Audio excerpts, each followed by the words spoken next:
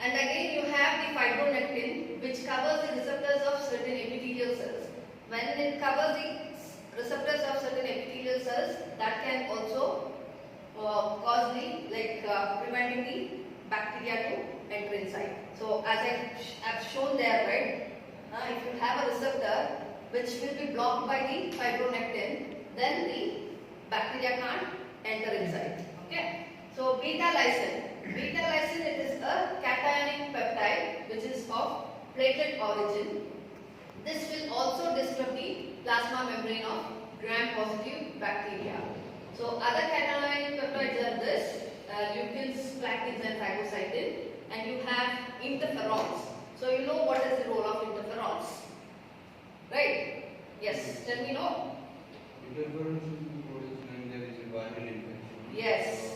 So interferons will produce when there is some viral infections. You have these are the inducers which will help in the production of interferons. So inducers are, it may be a virus infection or double-stranded RNA entry or endotoxins or mitogenic agents or antigenic stimuli, intracellular parasites, listeria monocytogenesis, chlamydia, rickettsia, protozoa, any of the bacteria or anything which enters inside, then they will start producing interferons, that I will tell you. So this belongs to a family of related low molecular weight glycoproteins, and they are produced by many eukaryotic cells. So you have 5 major classes, that is interferon alpha, beta, gamma, omega and tau. Okay. So alpha, it has family of 20 different molecules, and this kind of interferons are produced by leukocytes.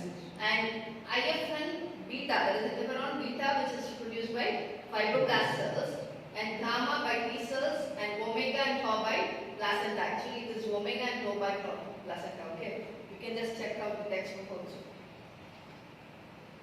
So how this induction of interferon synthesis and release by viral infection makes the neighboring cells resistant to viral destruction. This can be done by 2 ways. One is viral genome degradation, which is done by endoribonuclease activity, or it can be done by inactivation of initiation factor, that is EIF2. Okay, so we'll just look into how it actually affects. Interferons, when the virus enters inside the cell, you can see that the viral genome is introduced inside the cell. So the virus will get replicated inside the host cells.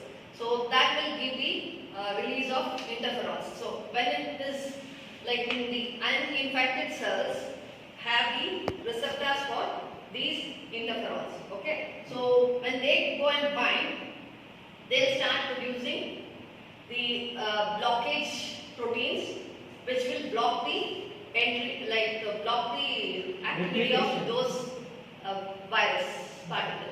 Okay, genetic material. You can see that interferon receptor, and interferon will go and bind to it, and antiviral proteins are produced. So when again the uninfected cells will be infected, so there is blockage of viral replication. There is no viral replication seen. That is because of the action of interferons. Okay, you understood? Yes. No doubts? Okay. So the other system is complement system. Here in case of complement system, it consists of a group of serum proteins which will circulate in an inactive state. We have in our syllabus about complement system, we have 3 different pathways also. Okay, so that is again a very big topic of and it is very interesting too. So this, when it is in the serum, the complement proteins, they will be in inactive form, and then they form an active by a specific or non-specific immunological mechanism. Okay, it is of 3 types, like classical pathway, you have alternating pathway, and you have one more, it is lectin domain pathway. So these are the 3 pathways we will be dealing with on the complement system. So here we can see that the complement system, where when the target cells, which is causing lysis of the cell. Okay, first is here, as I told you, the first one, like opsonization, where a bacteria enters, they are first opsonized, okay, made inactive, and then they are taken up by the macrophages. That is by opsonization process. And you have the activation of inflammatory response by complement receptors. All these are done by these complements. Okay, you have different types of complements also. Okay, so that is C3A, C3B, C1A, C2B, C3B, C4A, C5A, all these things. Okay, so the next is like extravasation. As I mean, activation of inflammatory responses, like you have cells like mast cells. You know, right? You know what is the difference between mast cells and B cells? No? So here the mast cells will be recognizing the allergen which is entering inside the cells. So when it is like recognized by their receptors, they'll start producing some like degranulation. Is the granules what is there inside mast cells will be removed out, okay, released out. So that can act against further infections. So that is what is known as activation of inflammatory response. That is, you know that when a mosquito bites, the mosquito will inject its saliva inside. Okay, when that is injected inside, it is again an antigenic process. So our body will start producing histamine, which is fighting against those saliva. Okay, so that forms an inflammation in your body when a mosquito bites or any of that matter. Okay, so this can also be cleared by immune complexes like antigen antibody complexes. They'll form and they'll be again phagocytized. Okay, this is known as how these complement system plays a role. In a complement system, the end product will be natural killer cells, right? Where? In a complement system, the end product of the pathway, all are natural killers or like phagocytosis. No. It's like membrane attack complex system. Yeah. So microbial antagonism. Here in your body you have some normal human microflora, right? Do we have normal human microflora? You know what is the role of microflora? You know? No. Yeah. Set of bacteria in our body will help in Fighting against infections, right? So you have normal human microflora. Here it may be in the form of Staphylococcus epidermis or Staphylococcus aureus. Okay, these positive things is shown there exactly where exactly these kind of bacteria are playing the role of microflora. Okay, plus will indicate that there is 100%. 100% of that is there in the skin.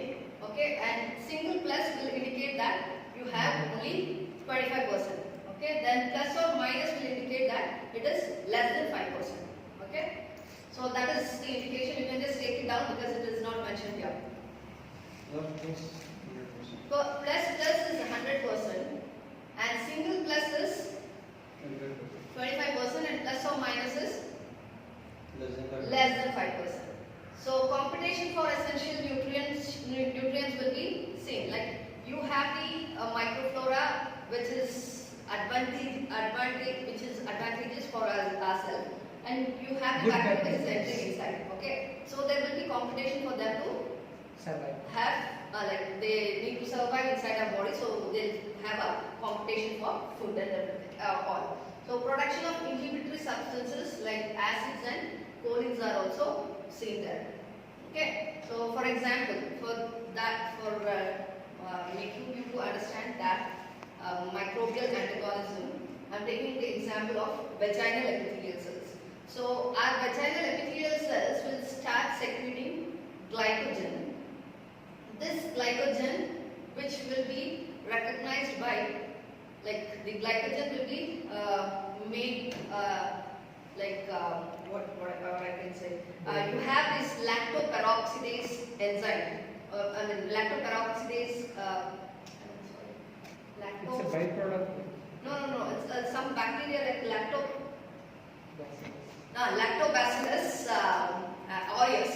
This bacteria, it starts producing lactic acid. So this lactic acid, what do they do to the glycogen is they ferment this glycogen. So you can see there a commensal species is formed. Okay. So that can protect the vaginal epithelial cells by maintaining the pH.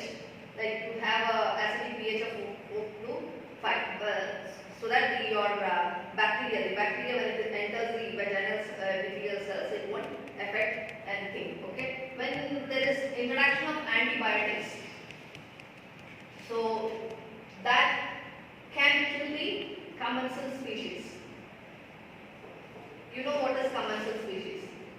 Good bacteria. Huh? Do you know what is commensalism? One will be gaining and one will be negatively affected. Yes, one will be negatively affected, the other will be gaining the health, like they will get beneficial from that. Okay, that is known as commensal species. When an antibiotic is introduced, there is a chance of getting opportunistic infections, which is by known as Candida or Clostridium. Okay, so till this we'll stop this class, and next we'll be discussing about inflammation, the innate immunity.